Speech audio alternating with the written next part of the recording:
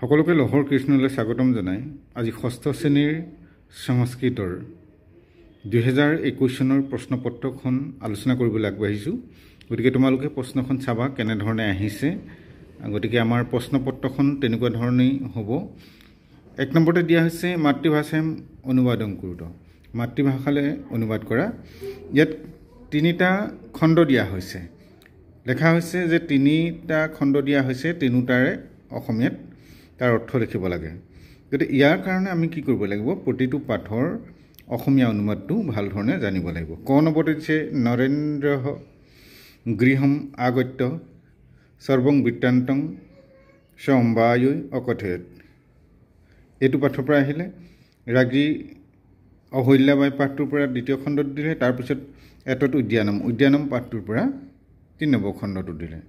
2 নম্বৰত দিছে মা কুৰুৰু দৰ্পং ইতি গীতস্য প্ৰথমং স্তৱকংশ। গতিকে মা কুৰু দৰ্পম ইয়াৰ কেতিয়াবা প্ৰথম কেতিয়াবা তৃতীয় এনেধৰণে কোনোবা এটা খণ্ড লিখিবলৈ দিয়ে। তাৰ বাবে আমি সম্পূৰ্ণ গীতটো কণ্ঠস্থ ৰাখিব লাগিব।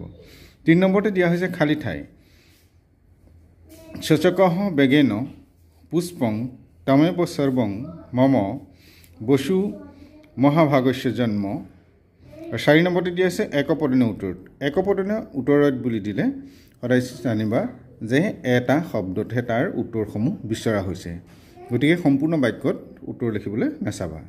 খ নম্বৰতে দিয়া হ'ল অস্মিন দেশে মিদপি কিম ক্ৰোধাত কিং ভৱতি পাদপেশু অপি কা ভৱতি প্ৰয়োগী কৈশ্য ঋষে আশ্ৰমঃ প্ৰয়াগে কৈশ্য ঋষি আশ্ৰমঃ। 5 নম্বৰতে দিয়া আছে চুক্তই ইতি পাঠস্য চুক্ত ত্ৰয়ং লিখত। এই চুক্তই কেতিয়াবা 5টা দিয়ে, কেতিয়াবা 3টা দিয়ে, আকৌ কেতিয়াবা এনেকুৱা হয় চুক্তৰ পৰা খালী ঠাই লিখিবলৈও দিয়া হয়। গতিকে আমি চুক্তকেইটাও ভাল ধৰণে চাব লাগিব। এতিয়া 6 নম্বৰতে আহিলে পূৰ্ণ বাক্যেন উত্তৰত। এতিয়াহে আমি সম্পূৰ্ণ বাক্যত উত্তৰটো দিব লাগিব।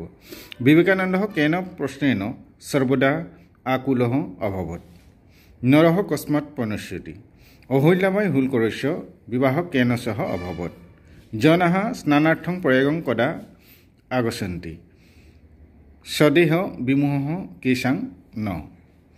7 নম্বৰ দিছে প্ৰশ্ন নিৰ্মাণ কৰোঁত। প্ৰশ্ন নিৰ্মাণ কৰিব যাওঁতে তোমালোকে চাবা যে তলত চিন দিয়া শব্দটো সলনি হ'ব। তাৰ ঠাইত প্ৰশ্ন নিৰ্মাণ কৰা বা প্ৰশ্নবোধক এটা শব্দ ব্যৱহাৰ হ'ব আৰু শেষত প্ৰশ্নবোধক চিনটো ব্যৱহাৰ কৰিবলৈ নাপাহৰিবা। অশ্বঃ ধাৱতি কঃ ধাৱতি এনেকুৱা ধৰণে হ'ব। গুৰুঃ আজ্ঞাঃ সহ সৰ্বত্ৰ অভমত অত্ৰ পুষ্পানি বিকশন্তি মাতা তস্মৈ শান্তনাম অয়স্যত এতৎ পৰোপকাৰং কৰোতি। 8 নম্বৰতে শব্দাৰ্থ লিখত মাতৃভাষায়াম মোদয় আকুলঃ বিহায়।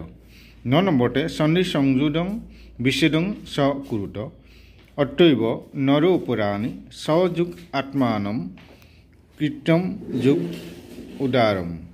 10 নম্বৰতে দিয়া হৈছে কিম অথবা বালক শব্দৰূপখন লিখিব লাগে। 11 নম্বৰতে দিয়া আছে বিপৰীতাৰ্থ শব্দানুমেলত বিপৰীতাৰ্থক শব্দখিনি মিলাব লাগে। 12 নম্বৰতে ধাতুৰ লিখিবলৈ দিয়া হৈছে পদ ধাতুৰ লিট লকাৰ, দিশ ধাতু লত লকাৰ, ভূ ধাতু লত লকাৰ আৰু গম ধাতু লিট লকাৰ। 13 নম্বৰতে দিয়া হৈছে মাতৃভাষায় অনুবাদন কৰোঁত। মই 6ষ্ঠ শ্ৰেণীত পঢ়োঁ। অহং ষষ্ঠী কক্ষায়াং পঠামি। এইজন খেতিয়ক। এষঃ কৃষকঃ তেওঁৰ ঘৰ নগৰত।